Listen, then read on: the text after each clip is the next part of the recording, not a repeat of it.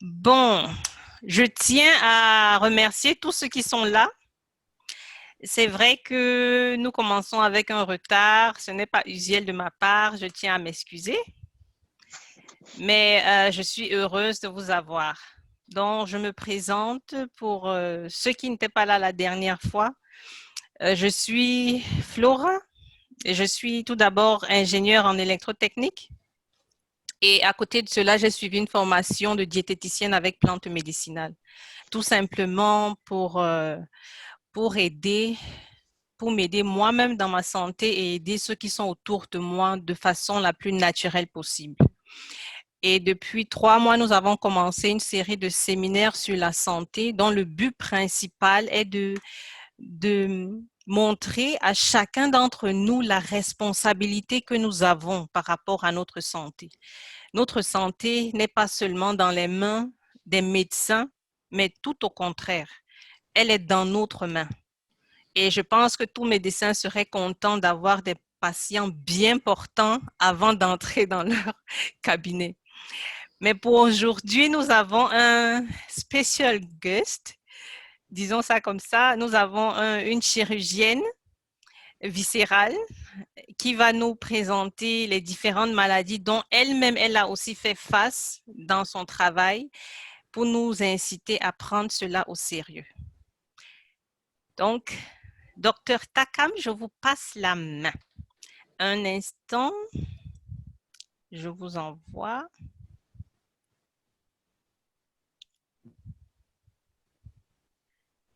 So. Je vous passe la main.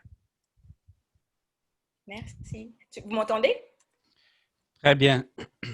Ok. Donc, bonjour tout le monde. J'espère que vos semaines se sont bien déroulées malgré le temps qui est en train de changer actuellement. Et merci à tout le monde de votre présence. Nous sommes vraiment honorés et j'espère que ce temps que nous passerons ensemble sera fructueux. Donc, pour me présenter, je m'appelle Annick Tekam et je suis médecin chirurgien. Donc, après mes études médicales, je travaillé pendant quelques temps comme médecin avant de choisir la branche chirurgicale. Bon, pas seulement pour de l'argent, ça c'est sûr, mais c'est plus parce que c'est une branche challengeante, motivante et en fait dans laquelle je m'épanouis, quoi. Et en fait, j'ai travaillé sur différents continents et au contact de différents chirurgiens au travers lequel j'ai beaucoup appris. Mais la seule constance, en fait, dans mon travail, c'est les patients que je rencontrais, en fait. Et ces patients, en fait, la plupart des patients présentaient des pathologies qui étaient compliquées au moment de la chirurgie pour le suivi post-opératoire. Et c'est à cause de quoi? Alors, à cause des maladies qu'ils présentaient qui étaient d'origine nutritionnelle. Et c'est pour ça, en fait, que je pense que c'est un domaine très important que tout le monde doit être informé par rapport à ça et comprendre ce que c'est. Donc, sans plus tarder, en fait, on va entrer dans le vif du sujet.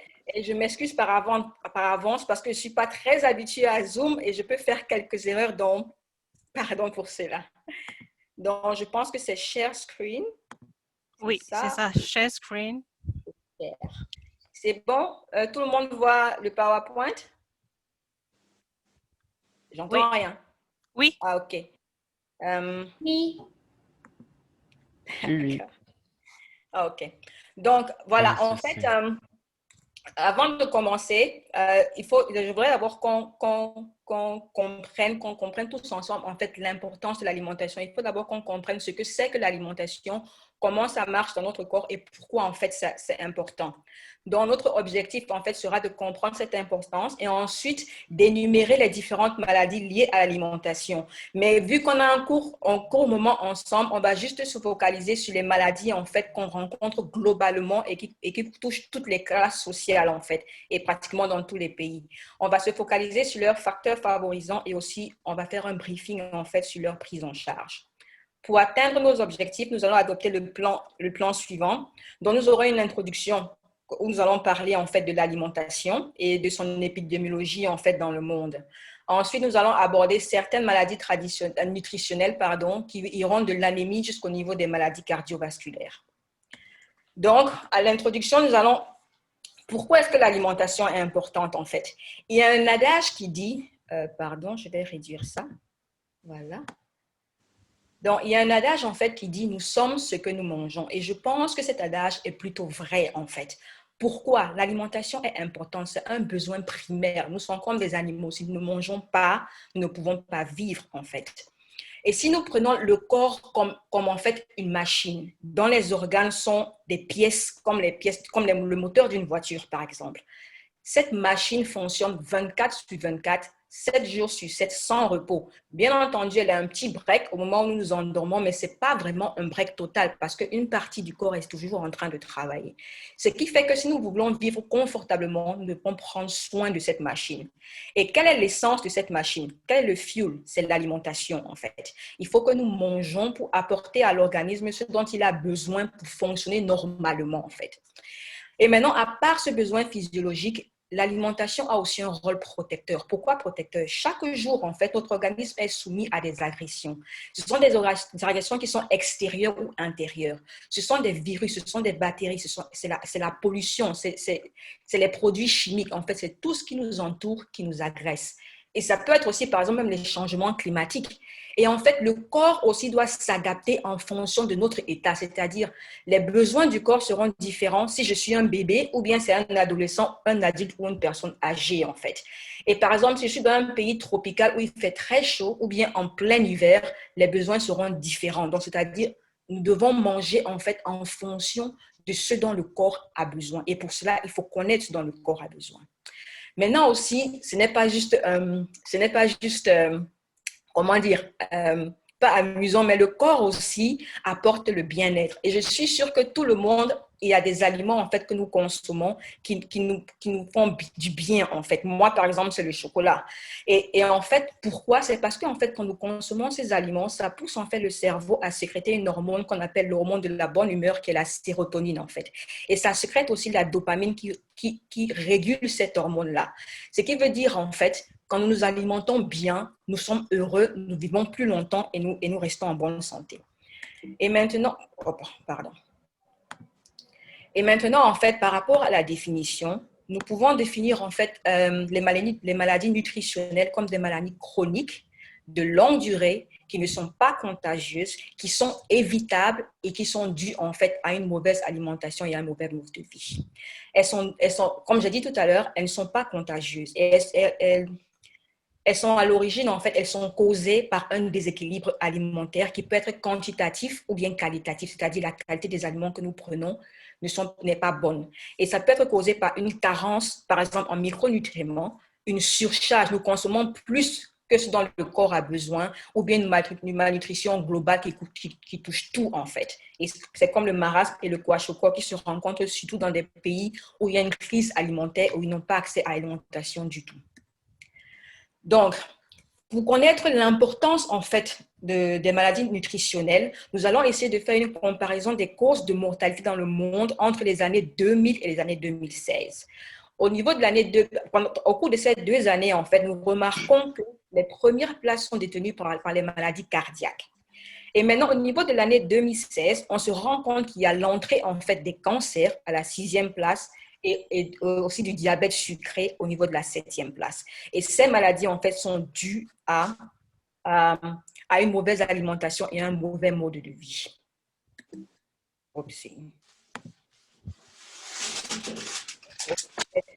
Ah ouais. Maintenant, entrons dans le vif du sujet. Nous allons commencer par l'anémie. C'est quoi une anémie en fait? C'est une maladie qui est caractérisée par une diminution du nombre de globules rouges dans l'organisme ou bien de leur capacité à transporter l'oxygène. Et en fait, elle affecte surtout les femmes et les enfants. Si nous regardons sur cette image, nous nous rendons compte que pour une personne anémique, on a une diminution des globules rouges avec une concentration en globules blancs qui reste similaire. Une anémie se définit par une hémoglobine qui est inférieure en fait à 10.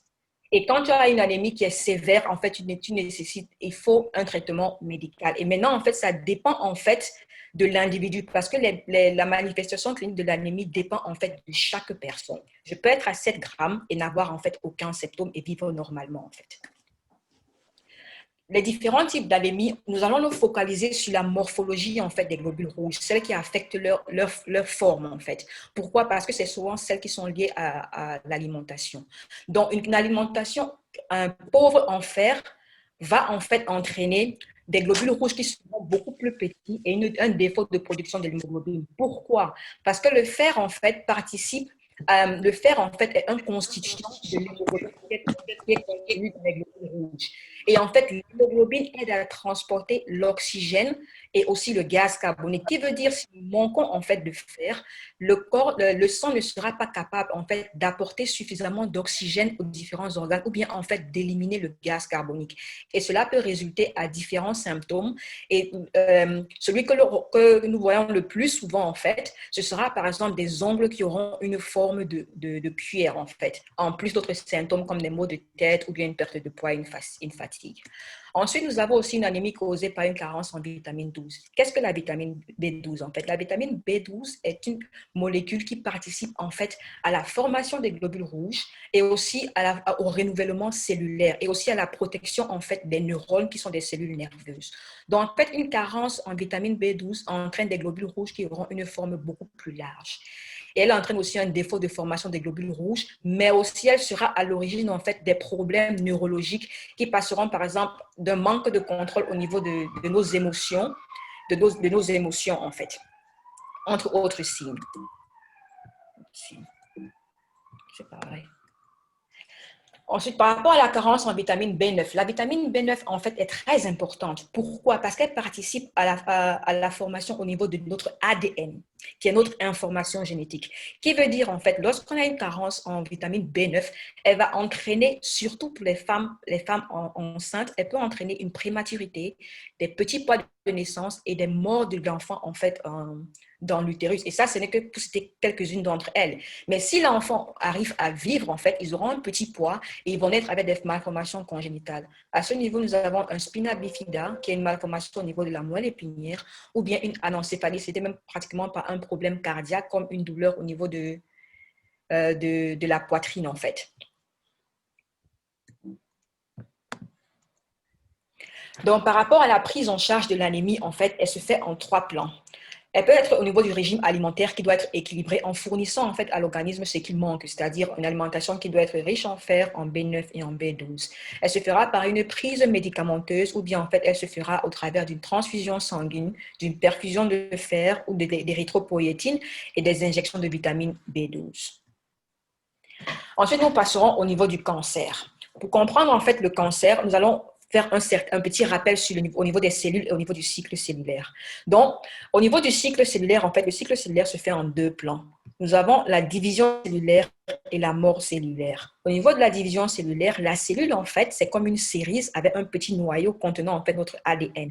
Et l'ADN contient plus de 3, si c'est comme une bibliothèque, ça contient plus de 3 millions de livres, en fait, qui fait ce que nous sommes. Et la division cellulaire se caractérise par une division de la cellule mère en 2 cellules filles. Maintenant, par rapport à la mort cellulaire, en fait, la mort cellulaire naturelle se fait en fait par une apoptose qui est un suicide cellulaire et qui n'aboutit pas en fait à une réaction inflammatoire. Et pour en fait qu'il y ait un bon cycle cellulaire, il faut un équilibre en fait entre ces deux cycles en fait. Et cet équilibre peut être aussi assuré par les pro-oncogènes et les anti-oncogènes. Les pro-oncogènes en fait stimulent la division cellulaire alors que les anti-oncogènes stimulent la mort cellulaire. Maintenant, par rapport au mécanisme de survenue d'un cancer, si nous revenons en fait au niveau du cycle cellulaire, là nous avons en fait une cellule de base. Cette cellule de base commence son cycle, mais à un moment donné, en fait, il y a une mutation génétique qui est une erreur, qui n'est pas normale. Et cette mutation génétique peut être due à différents facteurs que nous avons ici, en fait. Et dans notre cas, elle est liée à l'alcool, au tabagisme et à une alimentation qui est riche en gras. Et en fait, dès que nous avons une erreur au niveau de la cellule, dans le cycle cellulaire, on aura 3 scénarios. Le premier scénario qui se fera au niveau A, nous avons le corps qui joue son rôle et qui remarque l'aberration. Et en fait, cette cellule, cette cellule en fait sera réparée et reprendra en fait son chemin normal dans le cycle pour aboutir à 2 cellules filles. Nous aurons le deuxième scénario. Dans ce cas, en fait, le suicide cellulaire sera déclenché et la cellule sera détruite. Mais par contre, le pire scénario, c'est le scénario 3, où en fait le corps ne joue pas son rôle, la cellule n'est pas détruite, et dans ce cas, la cellule mutée qui continuera à être soumise en fait à ces différents facteurs va continuer à se développer de manière anarchique sans aucune limite et donnera ensuite un cancer. Et ce cancer en fait a la possibilité de se déplacer à d'autres localisations dans le corps et c'est ce qu'on appelle en fait métastase. Donc, pour définir en fait le cancer, nous allons dire que c'est la prolifération anarchique de certaines cellules à la suite d'un dérèglement des mécanismes de contrôle de leur croissance. Sur ces deux images, nous remarquons ici un foie qui est normal et à ce niveau, c'est un foie contenant en fait différentes cellules cancéreuses. L'OMS en fait après différentes études a remarqué que 30% des cancers étaient dus en fait à 5 facteurs: le surpoids et l'obésité, une faible consommation de fruits et légumes, le manque d'activité, et la consommation d'alcool. Donc, par rapport à l'épidémiologie, le cancer, en fait, est la deuxième cause de décès dans le monde en 2015. Sur ces deux images, en fait, nous allons voir en fait les cancers qui seront causés par l'obésité. Et ces cancers, en fait, peuvent être évitables et c'est ce que nous remarquons sur l'image 2. Si nous comparons, en fait, par exemple, en prenant le cancer du côlon, nous remarquons que si nous respectons, en fait, l'alimentation, si nous avons un bon mode de vie, nous avons, en fait, 20 000 cancers qui pourraient être évités, environ 17,2%. Par rapport au diagnostic, il n'y a pas de signe spécifique en fait du cancer. Pourquoi? Parce que le cancer peut se trouver à différentes localisations dans le corps et dans ce cas, en fait, les signes seront différents. Donc, sur ces deux images, j'ai pris les cancers les plus fréquents. Nous avons le cancer du sein chez la femme et le cancer colorectal, en fait. Au niveau du cancer du sein chez la femme, les signes se manifestent par la présence d'un nodule au niveau du sein. Ensuite, on a un écoulement qui est anormal et la rétraction en fait du mamelon. Nous pouvons aussi avoir le changement d'apparence en fait du sein. Au niveau du cancer colorectal, nous avons la présence de sang au niveau rectal, nous avons la présence du sang dans les selles et nous avons un changement constant entre diarrhée et constipation sans aucun lien en fait. Et en fait, dès qu'on a le moindre doute ou bien l'apparition d'un symptôme ambigu, il est préférable de consulter un médecin pour avoir un avis. Mieux vaut consulter tôt que de consulter tard. Parce que tout retard de diagnostic en cas de cancer entraîne le pronostic vital, c'est-à-dire on a moins de chances de survie. Par rapport à la prise en charge du cancer, c'est en fait un cycle en fait. Et la meilleure prise en charge du cancer repose en fait sur la prévention. Pourquoi la prévention? Parce que si nous adoptons en fait un bon mode de vie, nous avons une bonne alimentation, nous évitons d'avoir le cancer dans 30 à 50% de cas.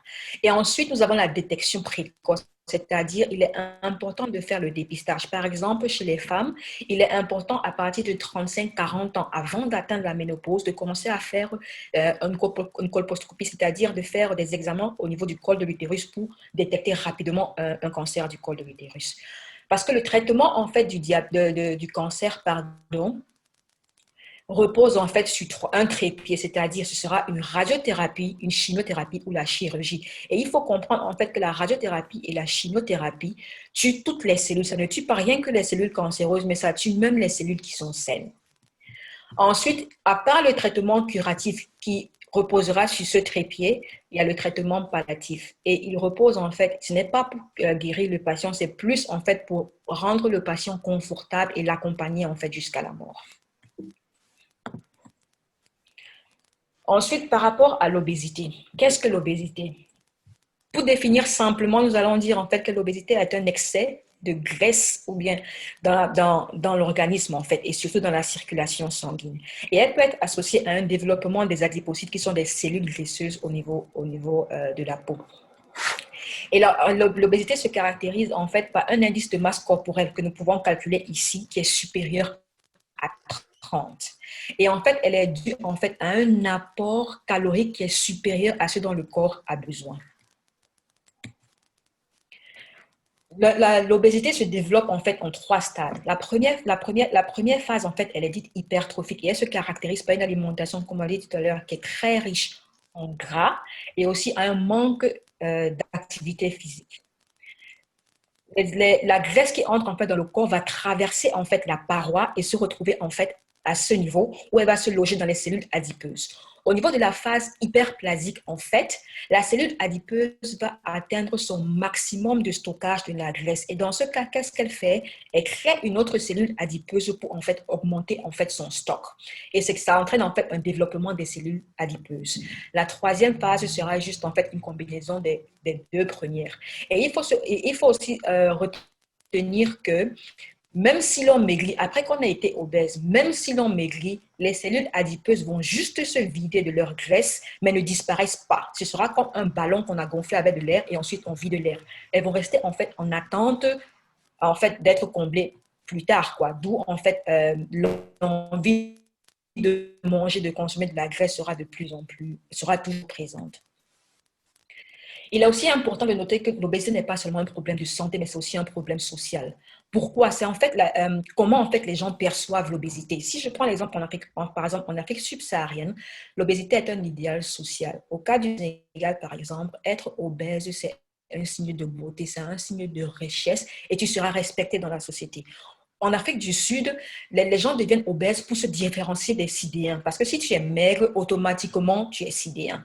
En Occident, en fait, la culture en fait d'un corps mince comme des mannequins en fait pousse les gens à se mettre en fait sur des régimes amincissants sans contrôle médical. Et cela en fait entraîne des troubles métaboliques qui plus tard en fait résulteront à un surpoids et à une obésité. Et il faut aussi retenir qu'en fait l'obésité est un facteur favorisant de plusieurs maladies chroniques comme les maladies cardiovasculaires. Elles peuvent entraîner même un infarctus en fait, une crise cardiaque je veux dire. L'obésité, en fait, si nous faisons une comparaison, en fait, des années 1980 aux années 2013, nous remarquons, en fait, qu'il y a une recrudescence, une augmentation des cas d'obésité de 10%. Et en fait, l'obésité était concentrée dans les pays développés, mais elle augmente de plus en plus dans les pays développés. Par exemple, sur cette image, chez les enfants, nous nous rendons compte qu'en 1980, chez les filles, nous avions 8,4% d'obèses. Et maintenant, nous nous retrouvons à 13,4%, ce qui fait une augmentation déjà de 5%. Et l'obésité est liée à 5% de décès dans le monde. Et ça, en fait, c'est sans compter, à part le fait de décéder, en fait, ça invalide notre vie. Nous sommes comme quand tu es obèse, tu es handicapé, en fait. Tu as besoin d'aide pour vivre normalement.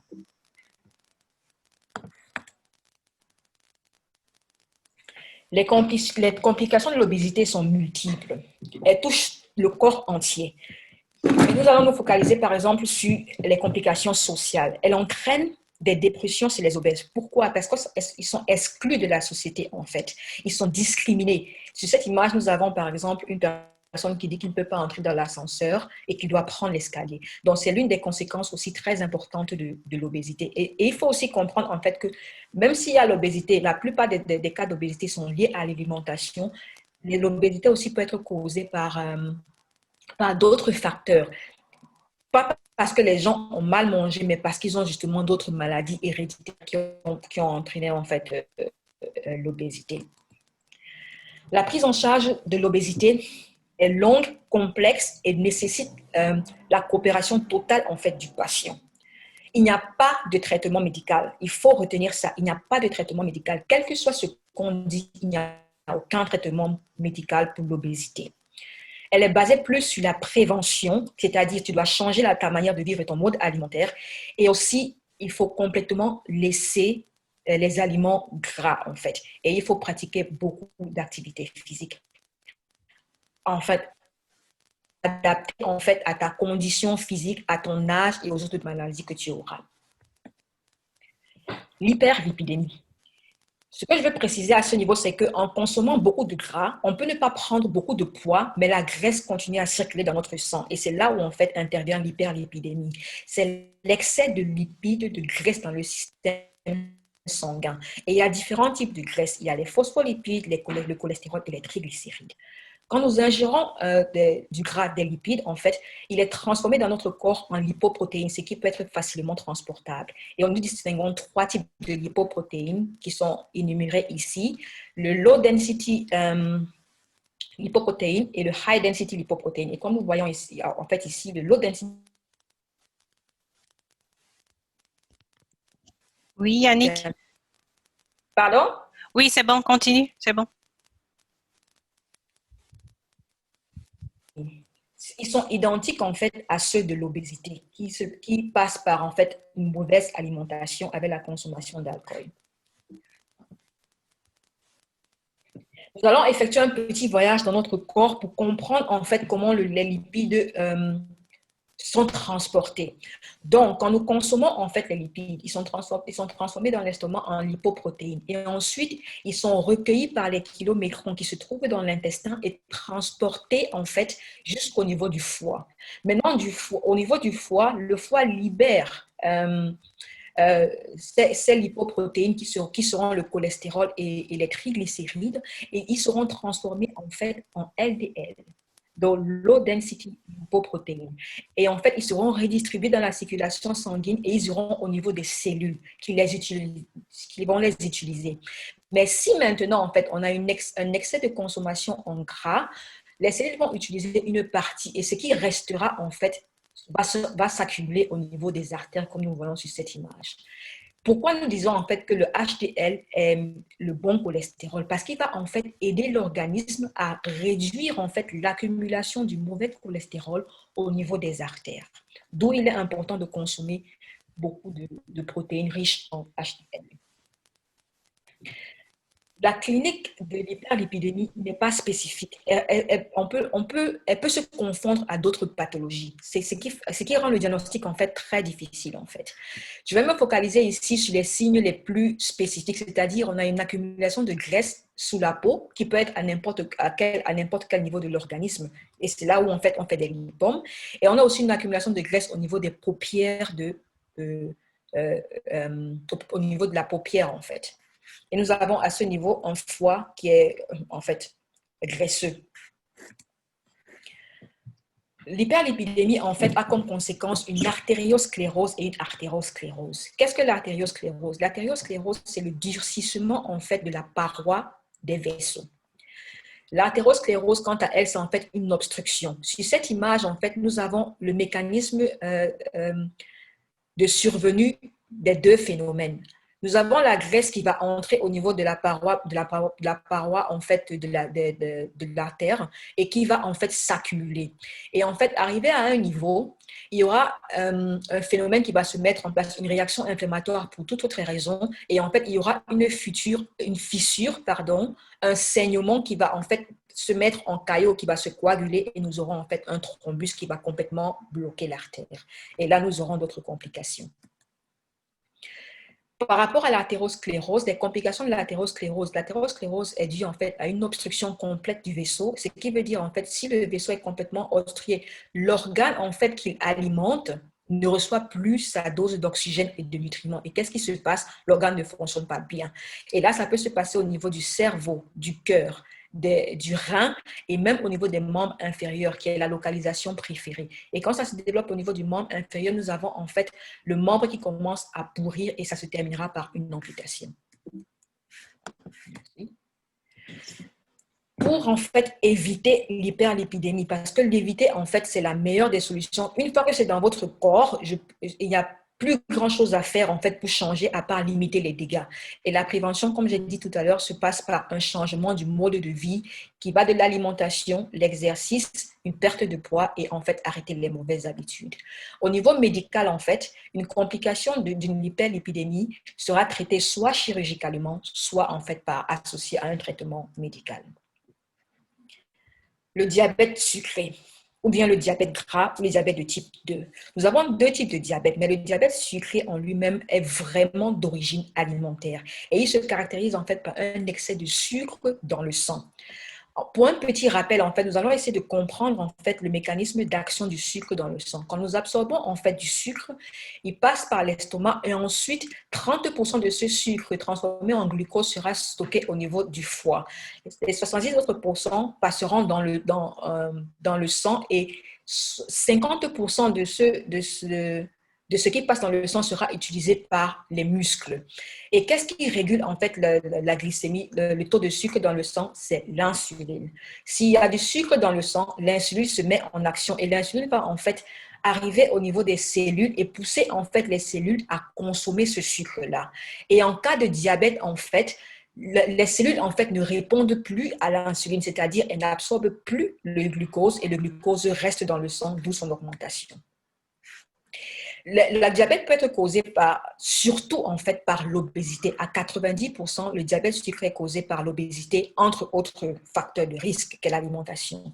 Et la glycémie, en fait, un diabète se manifeste par une glycémie qui est supérieure à 1,10. Et maintenant, on confirme le diabète quand c'est supérieur à 1,26. Dans le monde, en fait, nous avons 31,1% d'adultes qui souffrent de diabète. Si nous comparons, en fait, les résultats de 2000 et la projection en 2030, nous avons, par exemple, au niveau de l'Inde, nous avons une augmentation de plus de 50% parce qu'en 2000, nous avons 31,7% et ensuite, en 2030, nous nous retrouverons à pratiquement 80% de patients atteints de diabète. Ce qui montre en fait que la transition alimentaire dans le monde n'améliore pas en fait le mode de vie. Le diabète en fait a différentes manifestations cliniques, mais celle qui est la plus fréquente, nous avons un besoin fréquent d'uriner et nous avons une perte de poids qui est inexpliquée, entre autres signes. Le diabète en fait a des répercussions sur tout l'organisme comme l'obésité. Elle peut entraîner, la complication la plus fréquente est en fait une neuropathie diabétique. On a une perte de sensation au niveau du pied qui veut dire en fait quand un diabétique se blesse, il ne le saura pas, il ne le découvrira que plus tard. Et en fait, le danger en fait avec ce cas, c'est que les plaies ne cicatrisent plus. Sur cette image, nous avons l'apparition d'une plaie au premier jour et au 8e jour, en fait, nous avons déjà une gangrène qui va se terminer par une amputation. La prise en charge du diabète, en fait, repose sur la prévention et je ne le dirai jamais assez. Il faut avoir un bon mode de vie. Parce qu'une fois qu'on a le diabète, les traitements que l'on peut pratiquer, c'est ces mêmes traitements, c'est-à-dire on va changer le mode de vie et ensuite on devra surveiller constamment sa glycémie et être soumis à des traitements médicaux à base d'insuline pratiquement le reste de sa vie. Donc maintenant, le plus gros, les maladies cardiovasculaires. Pourquoi est-ce que c'est la maladie la plus importante? Parce qu'en fait, c'est la première cause de mortalité dans le monde. Elle entraîne 17,5 millions de morts. En 2030, nous aurons pratiquement le double de ces morts-là. Mais la bonne nouvelle, c'est que 80% en fait, de ces maladies cardiovasculaires peuvent être évitées seulement en changeant le mode de vie. Parce que les facteurs de risque, en fait, sont l'hypertension, le diabète, l'obésité, l'inactivité, qui veut dire si nous arrivons en fait à prévenir cette maladie, nous avons 80% de chances de ne pas en fait faire de maladies cardiovasculaires. Donc, un petit rappel est nécessaire aussi à ce niveau pour comprendre en fait le mécanisme de survenue des maladies cardiovasculaires.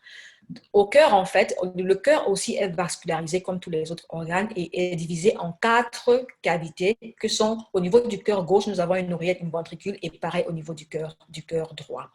Le sang, en fait, quitte du cœur gauche pour distribuer l'oxygène au reste du corps dans les artères, en fait. Et maintenant, le sang chargé en gaz carbonique retourne au niveau du cœur droit à travers les veines. Mais la plupart des maladies cardiovasculaires surviennent à cause des pathologies au niveau des artères. Au niveau, en fait, des vaisseaux des artères, nous avons 3 membranes. Nous avons la première membrane qui est l'intima contenant l'endothélium, ensuite le média qui facilite la contraction et en fait, l'adventice qui recouvre juste ces couches-là, quoi. Donc, l'hypertension artérielle sera notre première pathologie. C'est une maladie chronique en fait qui se caractérise par l'augmentation de la pression sur les artères, en fait. Et cette pression en fait entraîne quoi? Une destruction ou bien une modification en fait de la structure de ces artères. Quand est-ce qu'on parle d'hypertension? On parle d'hypertension en fait quand notre tension artérielle est supérieure à 140 sur 90. Pourquoi ces 2 chiffres? Le premier chiffre, c'est la systolique. Elle se caractérise en fait par la contraction du cœur. Quand le cœur se contracte en fait pour envoyer le sang dans le reste du corps. Et la diastolique, c'est lorsque le cœur se relâche et le sang en fait revient au niveau du cœur droit. La consommation élevée en sel est l'un des facteurs favorisant en fait l'hypertension artérielle. Elle peut être aussi secondaire à des maladies comme l'obésité et le diabète. En plus de cela, nous pouvons ajouter une consommation riche en alcool. Nous pourrons dire par exemple une femme qui consomme plus d'un verre d'alcool par jour ou bien un homme qui consomme plus de 2 verres est susceptible en fait de faire une hypertension artérielle. Comment survient en fait l'hypertension artérielle? Sur cette image, nous avons un vaisseau normal avec la lumière du vaisseau. Quand nous avons la pression, quand nous consommons par exemple du sel, le sel contient du sodium.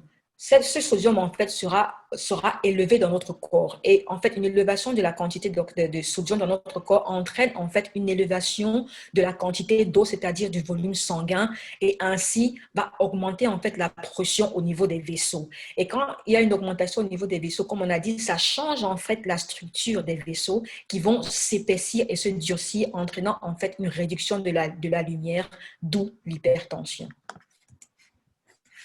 Nous avons en fait 1,39 billion en fait d'hypertendus dans le monde. La triste nouvelle en fait, c'est que 30% ne le savent pas. Et nous disons 30% en fait parce que nous nous basons par exemple sur les hypertendus qu'on a diagnostiqués à l'hôpital. Ne parlons pas de ceux qui circulent dans la nature et qui ne connaissent même pas leur état. Et malheureusement, même sur ceux qui sont hypertendus, 30% ne suivent pas correctement leur traitement, aboutissant en fait à des complications graves. Malheureusement, en fait, l'évolution de l'hypertension est silencieuse. C'est pour cela qu'on parle de tueurs silencieux. C'est seulement en fait quand les tensions sont très élevées ou bien quand il y a une complication qu'on se rend compte qu'on est hypertendu. Pourquoi parle-t-on de tension très élevée? C'est-à-dire si la tension est supérieure à 140/90. Et c'est seulement parfois, et ça dépend des individus, à ce moment que nous avons l'apparition de certains de ces symptômes, comme par exemple une vision trouble ou bien des maux de tête intenses et pulsatiles. L'hypertension, en fait, a beaucoup de conséquences négatives. Au niveau du cœur, elle entraîne des crises cardiaques, elle entraîne une modification de la structure du cœur, elle entraîne une insuffisance cardiaque qui mène à la mort. Elle a aussi une répercussion même au niveau sexuel avec un dysfonctionnement érectile. Elle joue aussi sur la spermatogénèse, c'est-à-dire la capacité des spermatozoïdes, en fait, à pouvoir donner un bébé, si on le dit tout simplement. Donc, elle peut parfaitement retirer. La prise en charge de l'hypertension. Est-ce qu'on guérit de l'hypertension? Non. On peut juste limiter les dégâts. On peut juste aider la personne à vivre de manière confortable. Une fois que tu as l'hypertension, c'est pratiquement à vie. Seulement si on la détecte assez tôt et que la personne suit en fait strictement les recommandations du médecin. Parce que la prise en charge ne se fait pas seulement par le médecin, elle est pluridisciplinaire, qui veut dire que tu auras besoin du médecin, tu auras besoin d'un psychologue et tu auras besoin d'un diététicien. Parce que tu dois vraiment être bien suivi au niveau alimentaire. Donc, elle se fera par la prévention primaire. Comme on l'a dit tout à l'heure, il faut réduire la consommation en sel, entre autres. Et maintenant, en fait, tu ajouteras à cela une mesure régulière de la pression artérielle. Et il faut former les personnes aussi à prendre la tension artérielle à la maison. Et ça ne doit pas se faire une fois toutes les 2 semaines. Tu dois être capable de le faire au moins tous les 2 jours. Ensuite, il faut une consultation avec ton médecin. Il faut t'asseoir avec ton médecin et lui poser toutes les questions dont tu as besoin pour qu'il vous informe complètement par rapport au danger en fait de ne pas suivre le traitement. Et ensuite, tu seras soumis à un traitement médical pratiquement à vie, quoi. Je n'ai pas encore vraiment rencontré un hypertendu qui avait déjà des tensions supérieures à 140/90 qui a pu vivre longtemps sans traitement. Ça se termine toujours par un décès. Donc, en fait, pour pouvoir prendre sa tension, pour pouvoir confirmer le diagnostic d'hypertension, il faut prendre la tension de manière correcte. Et pour confirmer le diagnostic, il faut que la tension artérielle soit prise par un personnel formé. Il faut que le patient soit confortable et il faut que le brassard, en fait, le tensiomètre soit mis de la bonne manière, c'est-à-dire sur cette image, à hauteur du cœur et entre 1 à 2,5 cm au niveau du pli du coude. Maintenant, pour le patient en lui-même, qu'est-ce qu'il doit faire avant de prendre sa tension? Il faut éviter toute nicotine et caféine 30 minutes avant. Il faut éviter des repas copieux. Il faut être détendu. Il ne faut pas être soumis à une émotion forte les moments avant ou pendant la prise de la tension artérielle. Et il ne faut pas être déconcentré par son téléphone ou bien la télévision. Et il ne faut pas mettre de vêtements faussés parce que tout cela, en fait, peut fausser complètement la prise de la tension artérielle. On peut avoir une hypertension à ce moment-là qui ne sera pas liée, en fait, à la pathologie. Donc là, ce sera tout pour l'hypertension artérielle. Et maintenant, nous passons en fait aux accidents vasculaires cérébraux. Je ne sais pas pour vous, mais j'ai été confrontée, pas seulement dans le cadre de mon boulot, mais aussi dans la vie personnelle, à beaucoup de personnes qui ont fait des AVC, quoi. Et surtout dans les pays en voie de développement. Donc, c'est une maladie, en fait, qui devient de plus en plus fréquente dans les pays en voie de développement et surtout chez la race noire. Sans être raciste, hein, je suis noire en fait. Donc, en fait, qu'est-ce que l'AVC? L'AVC, en fait, c'est lorsque un caillot de sang, un embole, un thrombus, un corps étranger, mais dans notre cas, en fait, ce sera un caillot de sang, bloque en fait complètement une artère située au niveau du cerveau. Et qu'est-ce que cela entraîne? Ça entraîne en fait une destruction des cellules nerveuses à ce niveau-là. La cellule nerveuse, en fait, 2 millions de cellules nerveuses meurent chaque minute qu'elles sont privées d'oxygène. Qui veut dire en fait les dommages qu'elles vont entraîner seront irréversibles et ne seront pas récupérables. C'est la deuxième cause de mortalité dans le monde en fait. Et 80 à 85% des AVC cérébraux sont ischémiques, qui est le sujet de notre étude ici. Nous allons aborder les signes les plus fréquents en fait de l'AVC, les signes qui vous permettront de faire le diagnostic, même pour ceux qui sont à la maison. Tu n'as pas besoin d'être un médical et faire ce diagnostic-là en fait sauvera des vies et évitera aussi en fait vous permettra en fait de récupérer rapidement de cette maladie en fait. Pourquoi? Parce que plus le temps passe, plus les cellules nerveuses meurent. D'où en fait les médecins disent souvent time is brain. Le temps en fait c'est du cerveau. Et quels sont ces signes? Nous allons adopter en fait vite. Je pense que c'est facile à retenir. V au niveau du visage. Nous avons une déformation du visage. Et comment le reconnaître? Demande à la personne de sourire et tu t'en rendras compte. Nous avons l'incapacité en fait de la personne en fait à soulever les bras. Et dans ce cas, il faut demander à la personne, comme j'ai dit tout à l'heure, de soulever les bras et on va se rendre compte en fait qu'il y a une faiblesse d'un côté du corps ou bien en fait la personne ne peut carrément pas mobiliser une partie du corps. Le troisième signe, c'est la difficulté en fait de parler. Il faut demander à la personne de prononcer une phrase ou bien de prononcer certains mots et il n'y aura en fait aucune incohérence en fait. Et le dernier, c'est pas un signe, c'est ce qu'il faut faire. Appeler les urgences. Si vous êtes en Europe ou bien s'il y a une ambulance, quoi que ce soit, connaissez le numéro des urgences ou bien prenez cette personne et amenez-la dans un hôpital et pas dans n'importe quel hôpital. Vous devez partir au service neurologique parce que c'est là où ils comprendront facilement et feront une prise en charge rapide. Un AVC, en fait, a deux évolutions. La première évolution, je pense que tout le monde qui a le risque de faire un AVC préférerait avoir celui-là. C'est un AVC ischémique transitoire, c'est-à-dire le caillot est tout petit, il bloque seulement pendant quelques secondes et ensuite il se déplace, il va ailleurs. C'est-à-dire l'obstruction est levée de manière spontanée. Mais même dans ce cas, en fait, on aura toujours on aura des signes, c'est-à-dire la personne peut-être ne pourra pas soulever une paupière d'un côté ou bien aura de légers maux de tête, mais il y aura toujours en fait un signe. Et si l'on se rend compte de cela, il faut quand même consulter à l'hôpital. Parce que là, en fait, c'est un signe d'alarme. C'est un signe qui te dit, tu as un problème dans ton corps et la prochaine fois, ce sera plus grave. Et quelle sera la prochaine? Ce sera un infarctus cérébral, c'est-à-dire c'est complètement obstrué et il n'y a rien d'autre à faire que de faire un traitement chirurgical, en fait, ou bien de donner un traitement médical. Et dans ce cas, c'est vraiment une urgence.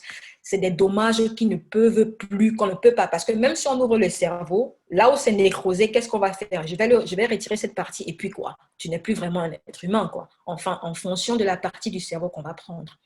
Et dans ce cas, on peut avoir des signes comme par exemple une hémiplégie qui est en fait une paralysie d'une partie du corps.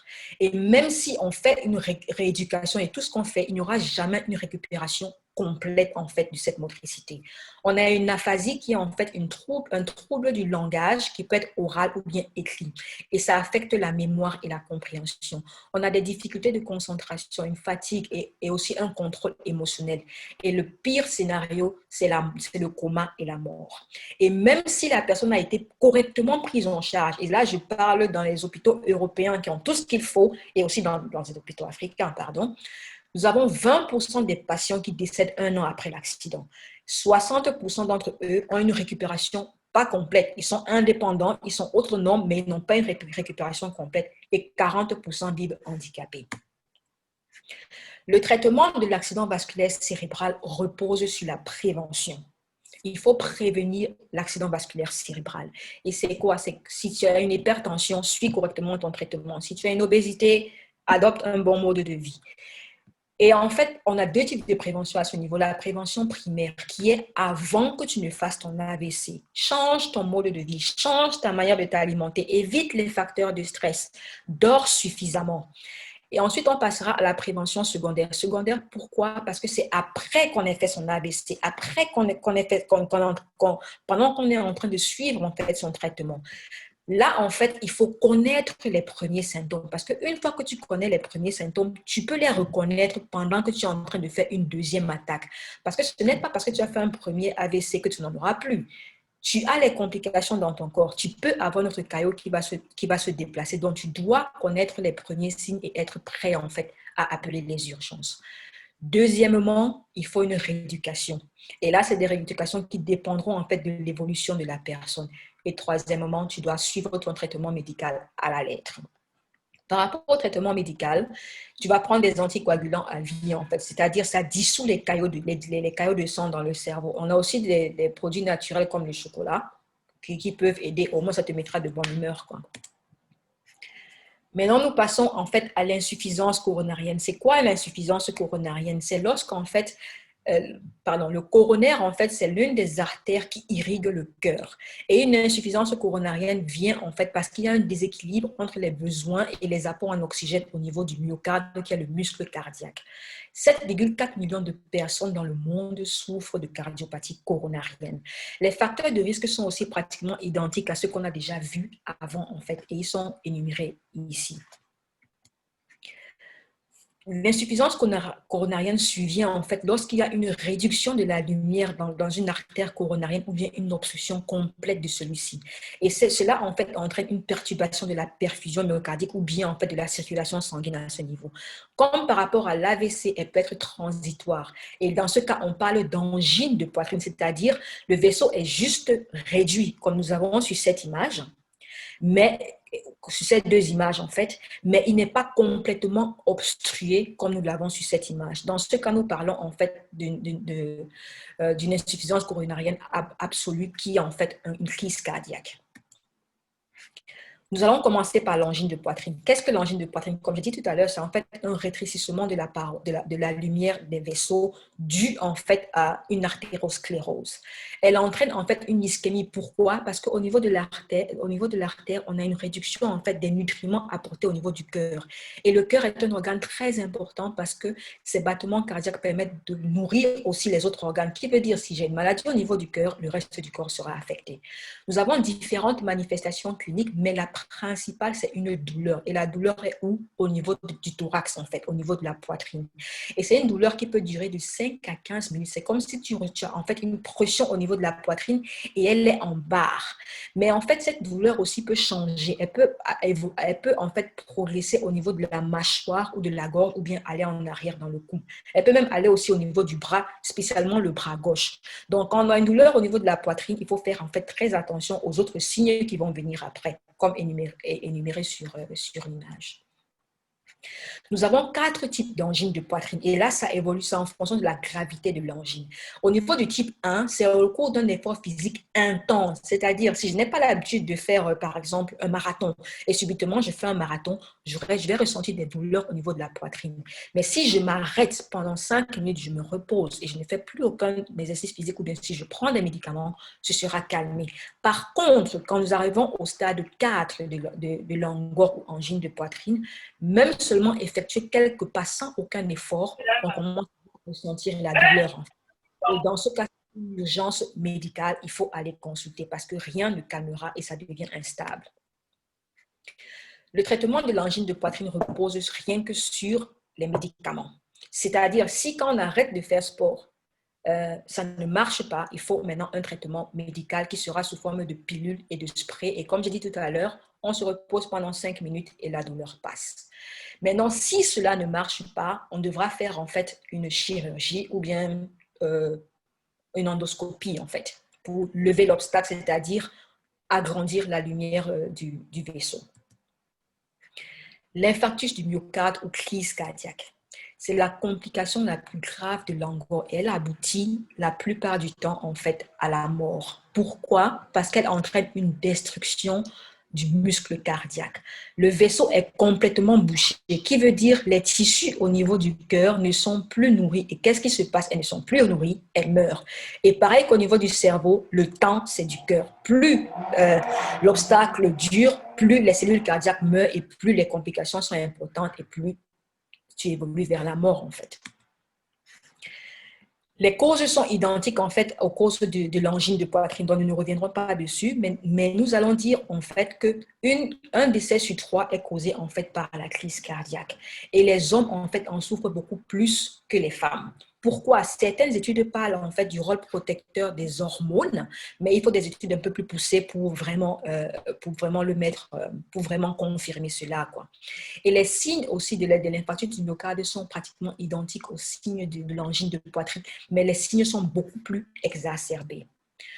Maintenant, en fait, par rapport aux signes, il faut savoir que les signes ne sont pas aussi très spécifiques. Ils varient d'une personne à une autre, ou bien si tu es un homme ou une femme. Par exemple, une femme peut venir te dire, oui, j'ai une indigestion, j'ai mal au niveau de l'estomac, je transpire et autres, mais en fait, elle est en train de faire un début de crise cardiaque, en fait.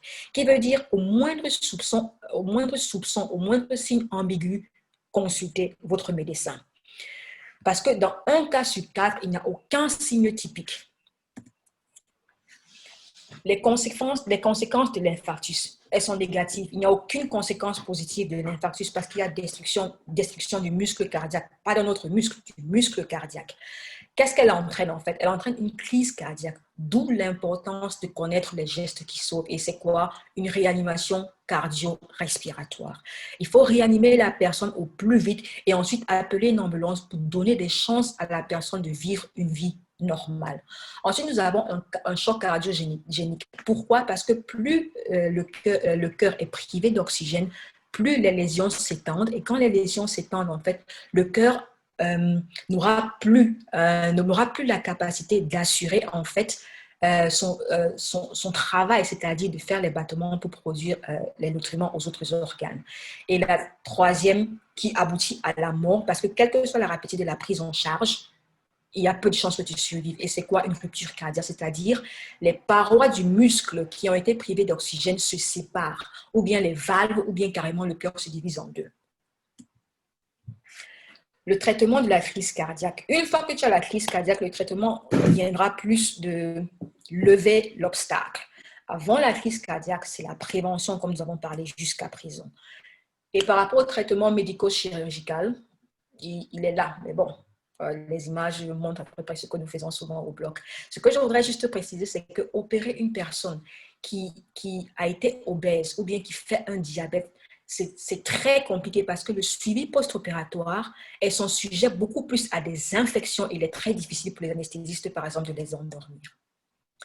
Maintenant, nous passons à l'insuffisance cardiaque. L'insuffisance cardiaque, en fait, est une complication de la crise cardiaque ou bien de l'angine de poitrine. Et l'insuffisance cardiaque vient du fait, en fait, que le blocage de l'artère a mis plus de temps que prévu et une grande proportion du cœur, en fait, a été détruite. En fait, une grande proportion des muscles du cœur ont été détruits. Et en fait, le cœur est incapable d'assurer le débit normal, de produire, en fait, suffisamment d'oxygène, suffisamment de sang aux différents organes pour assurer leur fonctionnement. Cette insuffisance cardiaque peut être aiguë, comme dans le cas de l'infarctus du myocarde, ou bien elle peut être chronique avec une angine de poitrine, ou bien après une hypertension et se développe de manière lente en fait et progressive. Et le pronostic, c'est-à-dire les chances de survie sont très, très faibles. La meilleure manière de faire, c'est de complètement changer le cœur de la personne. Les mécanismes de survie. Si je prends par exemple l'exemple qu'on a eu une angine de poitrine, on a un rétrécissement artériel quelque part. Qu'est-ce qui se passe? Je vais prendre par exemple la pompe. Si je prends une pompe, ce sera plus facile de comprendre. Si j'exerce une pression manuelle, j'ai un jet d'eau qui vient en fait. Normalement, le jet est proportionnel à la pression que j'exerce. Mais dans le cas d'une insuffisance cardiaque, même si j'augmente la pression exercée au niveau manuel, le jet qui sort est faible. Et vu que le jet qui sort est faible, la quantité de liquide à ce niveau, en fait, augmente. Et c'est la même chose au niveau du cœur. Le cœur, en fait, va essayer de s'adapter. Le corps va essayer de s'adapter, en fait, pour résoudre le problème du cœur. Et comment est-ce qu'il va s'adapter? Il va augmenter les battements cardiaques en se disant, oui, si j'augmente les battements cardiaques, plus de sang passera dans les divers organes. C'est qu'il y a une bonne chose au début, mais à la longue, en fait, c'est néfaste pour le cœur. Pourquoi néfaste? Parce que le cœur bat beaucoup plus rapidement. Les muscles, le corps demande beaucoup trop aux muscles. Et quand le corps demande beaucoup trop aux muscles, la tension, la pression à ce niveau augmente. Et comme on l'a dit tout à l'heure, quand la pression augmente, qu'est-ce qui se passe? On a une hypertrophie. Et maintenant, les muscles s'épaississent. Et quand le muscle s'épaissit aussi, le deuxième facteur, c'est qu'on a une augmentation au niveau de la cavité à ce niveau. Et quand la cavité, par exemple, si je prends la ventricule, quand ça augmente, qu'est-ce qui se passe? Comme on avait vu sur cette image, la quantité de sang qui reste dans le cœur augmente, en fait. Et tout cela, en fait, entraîne quoi? Une insuffisance systolique, c'est-à-dire, après un certain moment, même les contractions du cœur ne sont plus suffisantes, en fait, pour envoyer le sang au corps. Nous avons une insuffisance diastolique. Le cœur ne se relâche plus suffisamment parce qu'il y a une certaine quantité de sang qui reste en fait dans les différentes cavités. Et nous avons un trouble du rythme, c'est-à-dire les contractions et le relâchement ne sont plus faits de manière en fait équilibrée.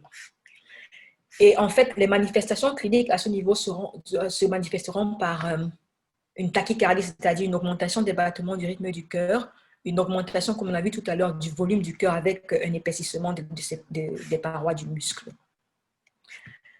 Les facteurs de risque, en fait, les facteurs de risque primordiaux sont, comme on l'a vu, l'insuffisance coronarienne, l'obésité et l'hypertension artérielle.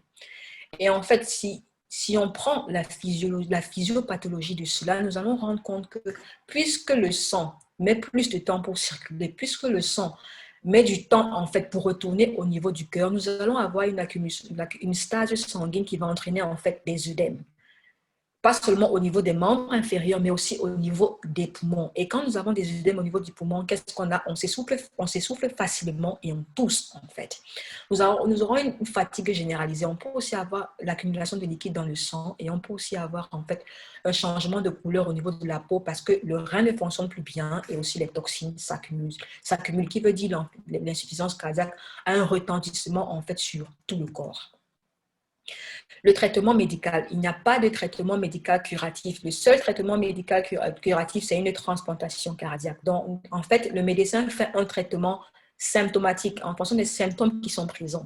C'est-à-dire, il faut améliorer la circulation sanguine. On va essayer de donner des médicaments qui vont dilater en fait les artères. Il faut améliorer le rendement de la pompe cardiaque. Il faut éliminer les liquides. Et dans ce cas, on donne des diurétiques pour qu'on urine beaucoup plus. Et il faut prévenir les troubles du rythme. Parce qu'une fois que les troubles du rythme sont là, je ne pense pas en fait qu'il y ait déjà un traitement qui va dire au cœur, OK, il faut équilibrer tes battements cardiaques, quoi. Et en fait, tout cela sera associé à un changement du mode de vie en fonction de l'état de la patiente. Et dans toutes les pathologies que nous avons vues, en fait, la coopération du malade est très importante, vraiment importante.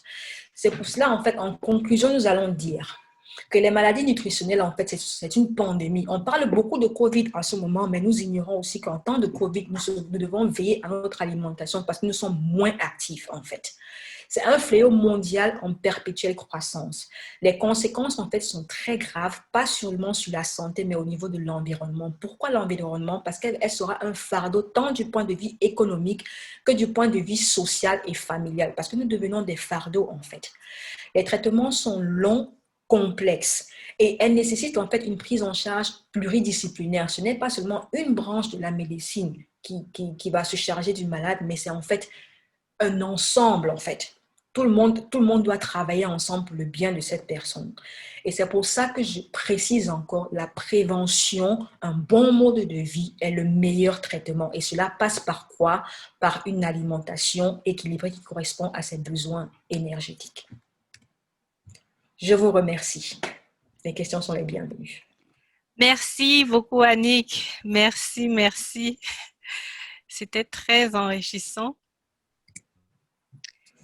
Donc, nous avons les questions. J'encourage chacun à écrire les questions dans le chat parce que je vais poser la question à Annick et c'est comme ça qu'on pourra avoir les réponses aux différentes questions. Donc, Annick, je t'envoie le host ou Oui, ça va? s'il te plaît. Je t'envoie le host? Oui, oui, s'il te plaît. Tu peux arrêter le share screen là. Ok. Voilà, merci. C'est bon. Donc, Annick, on commence par une question. La première question. Lesquelles des vitamines sont importantes? Voilà, c'était par rapport à l'anémie. Lesquelles des vitamines que tu as citées sont importantes, voilà, sont produites par le corps lorsque tu parlais de l'anémie? Oui, en fait, la vitamine, attendez, je pars au diapo. En fait, le fer, le fer n'est pas produit par le corps, donc il doit provenir de l'alimentation. La vitamine B12 peut être produite par le corps, mais la vitamine B9 doit venir en fait de l'extérieur. Ok, ouais. C'est-à-dire dans l'alimentation. Oui. Ok. Donc, le fer et la vitamine B9 doivent venir de l'extérieur, mais aussi nous devons avoir une supplémentation des autres vitamines parce que notre corps doit s'adapter. Nos besoins énergétiques changent en fonction de là où nous sommes, en fonction de notre activité professionnelle, en fonction du stade où nous sommes dans notre vie. Donc, nous devons avoir cette supplémentation qui vient des aliments. D'accord. J'espère que la question a été répondue. D'accord. La question qui suit, un instant. OK. La question qui suit. Est-ce que la simple marche à pied régulière suffit comme exercice physique? En tant que médecin, qu'est-ce que tu dis? Je pense que c'est une question un peu piège parce que je devrais dire que ça dépend en fait du boulot que tu fais, de ton poids actuel, de tes dépenses énergétiques, je vais dire. Par exemple, si tu es quelqu'un qui fait un travail manuel et que tu dis que tu vas marcher, moi, je trouve que c'est suffisant. Si tu vas te bouffer un burger, par exemple, le travail manuel que tu fais va en fait suffire en fait à pousser cela à l'extérieur, si je peux dire comme ça en français. Mais si tu fais un travail de bureau, par exemple, marcher régulièrement pendant 30 minutes, je trouve que ce n'est pas suffisant en fait. Parce que si, par exemple, une personne en bonne santé physique normale, de constitution normale, devrait faire environ 45 minutes à courir environ minimum, je vais dire 2 fois par semaine. Je ne suis pas sportive ou médecin du sport, quoi. Mais c'est ce que j'ai appris, en fait. Et si tu veux vraiment que ce soit porteur, je pense qu'il faut faire beaucoup plus que 30 minutes et que ce soit plus régulièrement, par exemple, qu'une fois par semaine. Donc, il faut vraiment calculer. Moi, le meilleur conseil que je peux te donner, c'est de calculer, en fait, ton indice de masse corporelle, de voir où tu en es, de voir en fait ton activité professionnelle et de mesurer à peu près combien tu dépenses par rapport à ton activité professionnelle, de voir quelle quantité tu marches et je pense que de voir quelle quantité tu manges et je pense que là en fait tu sauras à peu près quel est le meilleur exercice pour toi. D'accord. La question qui suit. Bon, tu as répondu, y a-t-il un nombre de pas précis à faire? Si je peux récapituler, tu as précisé au moins 45 minutes, 2 fois la semaine, le minimum, pour quelqu'un qui est beaucoup assis, c'est ça? Oui, pour quelqu'un qui est sédentaire. Et en fait, il est recommandé, même quand tu fais un travail de bureau, il faut se lever au moins toutes les 30 minutes et marcher pendant 3 minutes. Et si tu n'arrives pas à te lever toutes les 30 minutes pour marcher pendant 3 minutes, tu dois trouver en fait un moment dans la journée où tu dois au moins marcher pendant 30 minutes. Et ça, c'est parce que tu fais un travail sédentaire, tu es assis toute la journée, on va dire. Plus de 8 heures. S'asseoir plus de 8 heures n'est pas recommandé. Ok, rester sur place en fait, ne pas bouger si je comprends bien. Ne pas bouger. Tu fais un travail de bureau qui veut dire tu es assis en fait, tu ne vas nulle part, tu ne bouges pas. Donc, ou tu te lèves toutes les 30 minutes, pendant 3 minutes, tu marches, ou bien tu dois prendre ces 3 minutes et le mettre en fait dans la journée, quoi, pendant 30 minutes et bouger. Mais ne pas t'asseoir pendant 8 heures d'affilée. D'accord. Il y a aussi une autre question. Est-il vrai que le sucre nourrit les cellules cancéreuses? Bon, il n'y a pas encore vraiment d'études qui ont posé ça. Et je pense que le sucre nourrit toutes les cellules. Je te prends un exemple simple. Le cerveau a besoin du sucre. On parle seulement de sucre, on parle de diabète et autres, mais le sucre est très important pour les cellules de l'organisme. Elles utilisent cela en fait pour pouvoir travailler. Elles prennent aussi leur énergie de ça.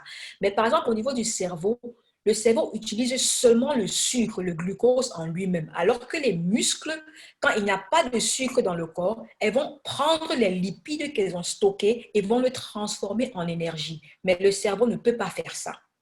Donc, le sucre est important pour toutes les cellules de l'organisme. Et qui veut dire si elles sont importantes pour toutes les cellules de l'organisme, vu que la cellule cancéreuse était une cellule normale, pour sûr, la cellule cancéreuse a besoin de sucre, quoi. Et si j'ai bien compris, il ne s'agit pas là de sucre naturel, il s'agit des sucres ajoutés, comme des sucres blancs. Si j'ai bien compris. Je pense que c'est le sucre naturel, c'est le sucre naturel autant que le sucre blanc. Mais c'est vrai que le sucre blanc qui a été transformé contient d'autres produits chimiques qui peuvent être considérés comme cancérigènes.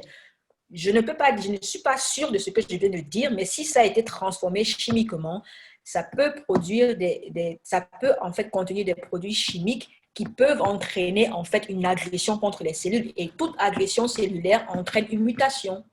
Mais il faut des études scientifiques claires pour dire oui, c'est le sucre blanc. Mais le sucre, en général, doit être consommé de manière modérée. Tu dois consommer juste ce dont tu as besoin pour ton organisme. Merci. Et la question qui suit, est-ce possible d'éliminer toutes les cellules adipeuses superflues?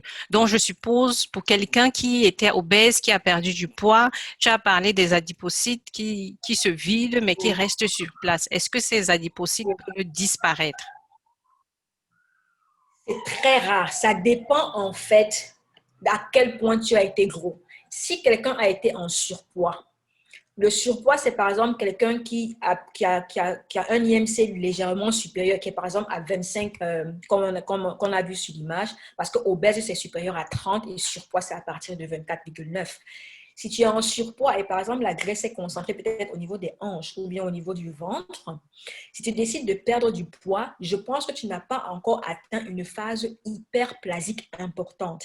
Il y a des chances que oui, tu peux redevenir un peu comme avant, mais c'est rare parce qu'une fois que les cellules adipeuses commencent à se développer et à en produire d'autres pour stocker la graisse, même si tu maigris, tu auras un surplus de peau. Et là, il faut faire appel à la chirurgie esthétique si tu veux vraiment perdre cela, quoi. OK, donc ça signifie qu'en fait, ces adipocytes doivent être éliminés de façon chirurgicale. C'est la meilleure des solutions. Si tu es déjà à un surpoids élevé, il y a peu de chances en fait qu'en perdant du poids, tu perdes cela. OK. Une autre question sur l'hypertension.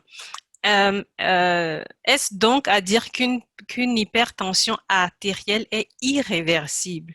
Si elle a des causes, pourquoi ne disparaît-elle pas lorsqu'on supprime les causes? Quel exemple je vais prendre? Je vais te prendre un tuyau d'arrosage. Je prends le tuyau d'arrosage que je vais considérer que c'est une artère. Je le branche et je l'attache complètement sur le robinet. Et je ferme l'autre bout.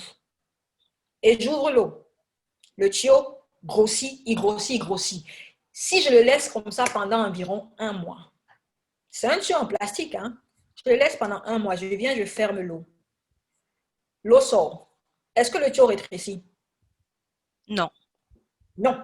Le tuyau a gardé cette forme. C'est la même chose en fait pour l'hypertension. Quand tu endommages tes artères, elles ne reviendront pas comme avant. ça a durci, c'est déjà là.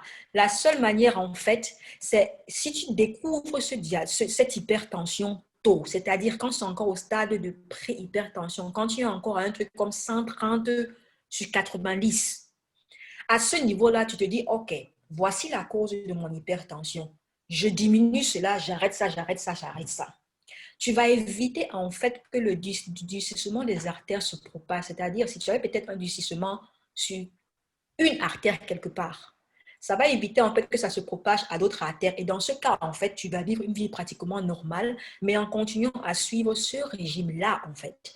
Mais si tu ignores cela et que tu continues à te dire, oh, si je prends ça une ou deux fois, ça peut aller, ça peut comme ci, ça peut comme cela, en fait, ça s'étend. Donc, c'est pour ça que je disais en fait que les conséquences, une fois que tu as l'hypertension, il y a très peu de chances en fait que tu changes cela. Parce que les causes au niveau de l'artère sont irréversibles. Sauf si tu coupes cette artère, tu fais une chirurgie, tu prends une artère quelque part, tu coupes cette artère qui est détruite et tu remets cela là-bas. Ouais, là, t'es sauvé, quoi. Donc, si je résume, en fait, la prévention vaut mieux que la guérison, entre guillemets. La prévention vaut mieux que la guérison et tout médecin serait content de voir cela. Si tu viens à la phase de début, le médecin va te dire, oh oui, tu n'as pas besoin de médicaments, diminue la consommation de sel, diminue ceci, diminue cela, diminue cela. Viens me voir de temps en temps et on gère. Respecte cela, en fait.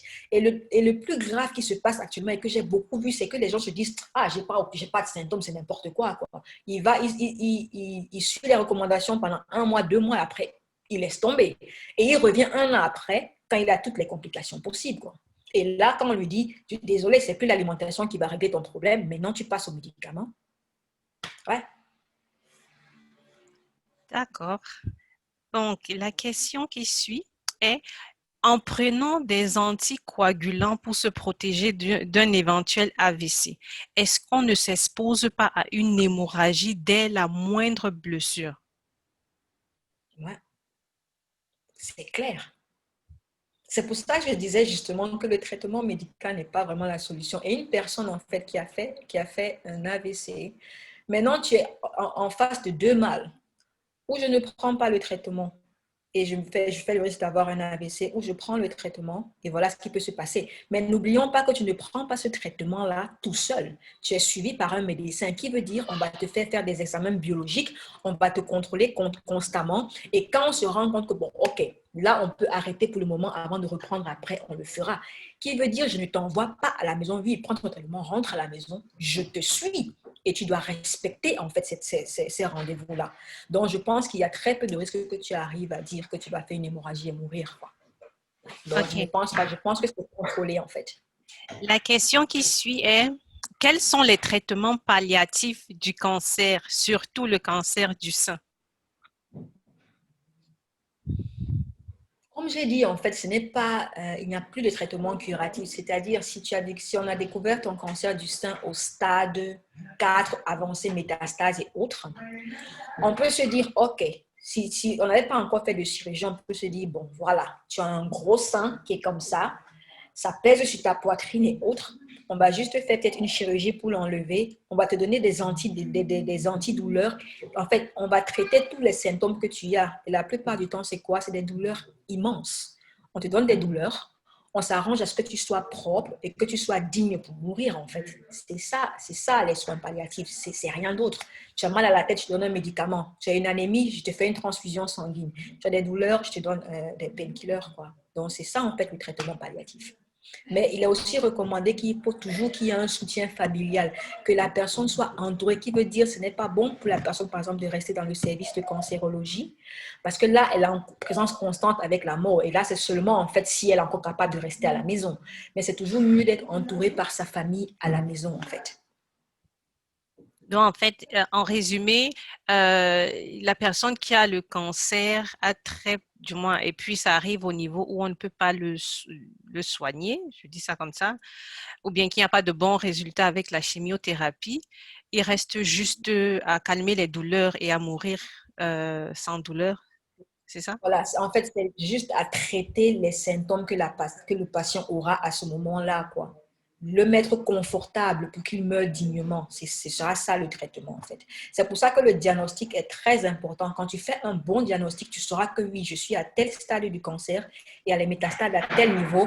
Voici les différents chances de survie si j'entame tel traitement et autres. Tu peux donner une chance au traitement curatif ou bien le patient peut décider une fois qu'il connaît tous les risques et autres, se dit ok, ça ne sert à rien que je commence le traitement curatif. Je veux un traitement palliatif, quoi. Et là, maintenant, tu traites le symptôme qui est là. D'accord. C'est ça, en fait, le traitement palliatif. Traiter le symptôme qui est présent. D'accord. La question qui suit, c'est quel scénario alimentaire journalier recommandable? Bon, je vais passer cette question à la diététicienne. D'accord, je la répondrai tout à l'heure. On finit d'abord toutes les questions avec la médecine. Bon, une personne qui souffre de diabète peut-il être épargné de l'hypertension? Il faut que je réfléchisse un peu à la physiologie dans ma tête. C'est-à-dire, c'est l'augmentation du taux de glucose. Est-ce que le glucose entraîne...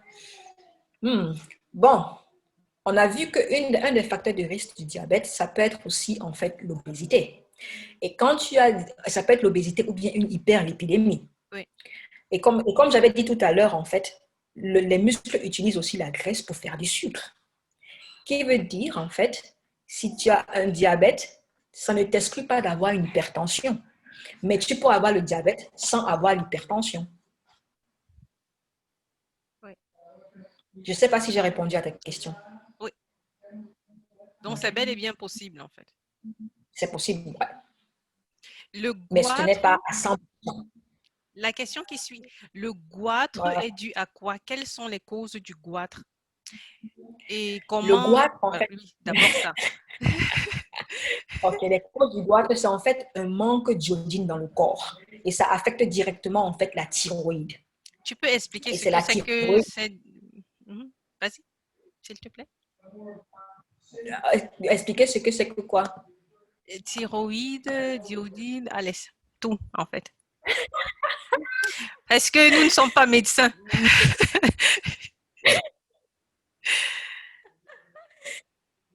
L'iode, par exemple, c'est comme le fer, c'est comme la vitamine B12. C'est un nutriment qui est important, en fait, au niveau du corps. Et en fait, la thyroïde en a besoin pour effectuer son action. La thyroïde, en fait, est située au niveau du cou. Et la thyroïde, je ne fais pas toutes les actions de la thyroïde parce que je ne suis pas ORL, mais je sais qu'elle peut entraîner une sécrétion des hormones au niveau pour la lactation, Oui. par exemple, au niveau des organes sexuels. Et en fait, comme je vais dire, comme par exemple le fer est nécessaire à la formation des globules rouges pour transporter, par exemple, l'oxygène et autres, l'iode, en fait, est nécessaire pour la thyroïde pour maintenir, en fait, les fonctions dans l'organisme. Et en fait, quand tu en manques, c'est là, en fait, tu entraînes, en fait, une hypertrophie de la thyroïde. Et c'est là où ça commence à gonfler. Mais comme j'ai dit, ce n'est pas une maladie qui est très fréquente et qui se rencontre dans tout le monde. Elle se rencontre surtout dans les pays en voie de développement pour une alimentation, en fait, qui est pauvre en iode. C'est-à-dire, si je vais, par exemple, au Cameroun et j'arrive dans une région où les gens ne consomment, par exemple, que des féculents, en fait, il y a des risques, en fait, qu'on se retrouve en train d'avoir beaucoup de cas de thyroïde. Et il faut aussi, et comme toutes les maladies liées à l'alimentation, une maladie thyroïdienne ne va pas se déclencher tout de suite, en fait. Ça va se déclencher au fil du temps. Et si je peux me permettre, Oui. Pourquoi la question sur le goitre? Est-ce que tu veux plus de détails par rapport à ça? Si oui, on peut peut-être en discuter En privé. plus tard. Comme ça, on aurait beaucoup plus d'informations et comment en fait ça se manifeste, pourquoi ça apparaît et quels sont les signes et tout ce qui va avec. D'accord.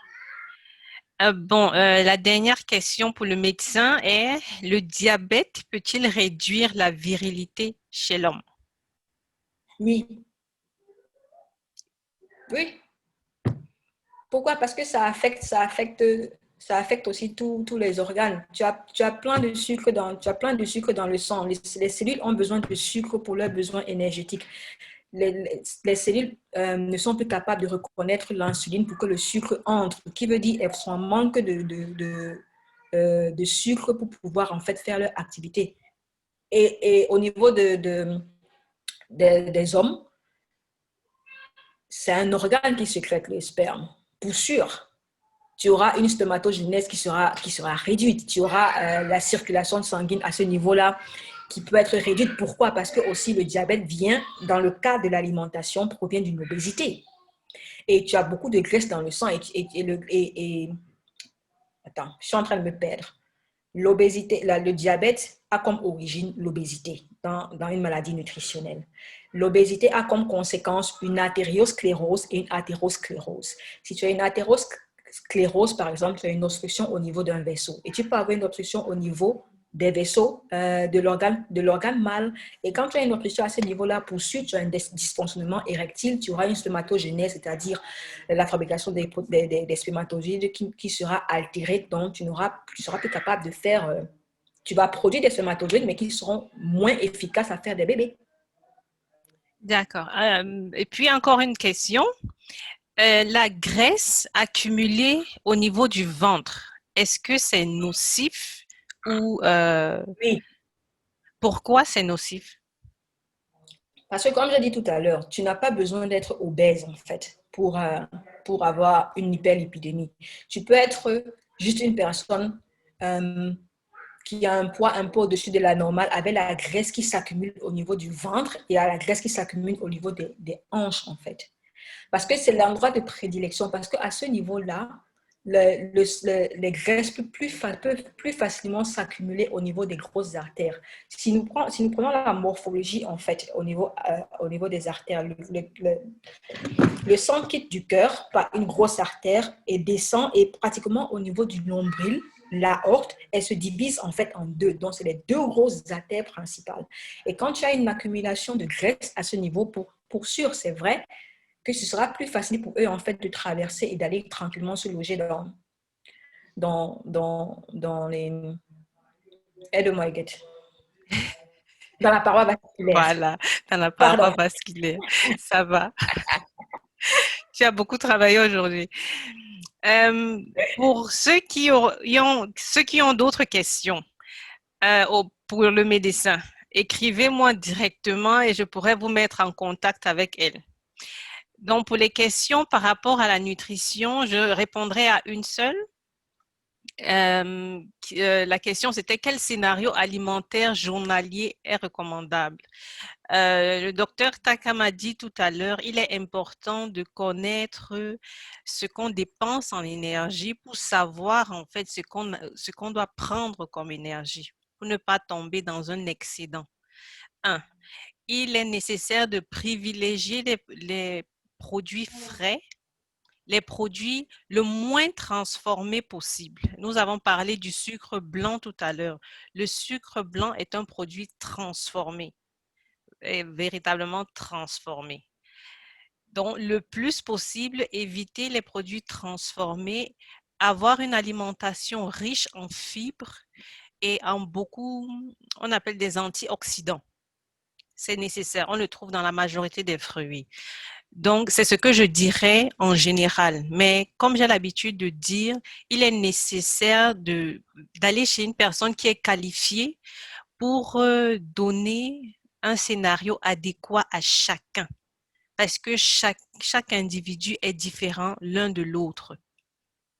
J'espère que ça a répondu à la question. Et l'autre question était comment soigner le goitre de façon naturelle.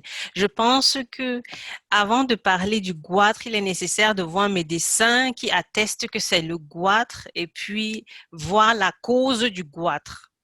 Si c'est à voir avec l'alimentation, il est nécessaire d'aller chez un nutritionniste qui donnera un plan nutritionnel par rapport à la maladie. Donc, ce n'est pas bon de faire une comment je vais dire? Merci. C'est dangereux même. Oui, je voulais juste préciser en fait que le goitre n'a pas seulement comme manifestation clinique l'augmentation. Tu peux avoir une personne qui a un goitre, mais la thyroïde est malade, mais sans aucun signe physique. Tu auras juste des signes fonctionnels en fait. Et maintenant, il faut pouvoir en fait être capable, et je vais toujours dire ça, dès que tu as un doute par rapport à quelque chose, va consulter ton médecin. Ce qui veut dire, si tu n'as pas encore le signe physique du goitre et que tu vas voir le médecin, il fait le diagnostic, là, il peut te dire que, OK, à ce stade-là, parce qu'il y a la stadification de chaque maladie en fait, et à des stades, en fait, tu auras juste besoin de changer en fait ton alimentation. À ce stade-ci, comme ce n'est pas lié en fait à une maladie congénitale ou autre chose, je te conseille de changer ton alimentation et dans ce cas, tes symptômes vont s'améliorer en fait. Et maintenant, si c'est autre chose, là, il t'orientera en fait. C'est pour ça que j'ai dit en fait, les traitements vont ensemble. Tu ne travailles pas seul, mais tu travailles en fait avec différents médecins. Et comme Huguette a dit, le diagnostic doit être confirmé par un médecin et ensuite qui t'orientera vers la personne adéquate. Et les médecins sont souvent très contents de ne pas vous prescrire de médicaments. Ça, je vous promets. Je le crois. Merci beaucoup, Annick. C'est vrai que le temps est passé, mais nous te disons merci. Merci pour la présentation et pour la réponse aux questions. Je dirais juste, le meeting a été enregistré. Il sera sur le site Internet et sur ma page YouTube que j'écris maintenant dans le chat. Je remercie chacun d'être venu et s'il y a des questions, contactez-moi sur mon site Internet ou écrivez-moi sur WhatsApp, sur mon numéro de téléphone. Merci beaucoup à chacun d'entre vous et une bonne semaine à vous. Au revoir. Merci. Au revoir.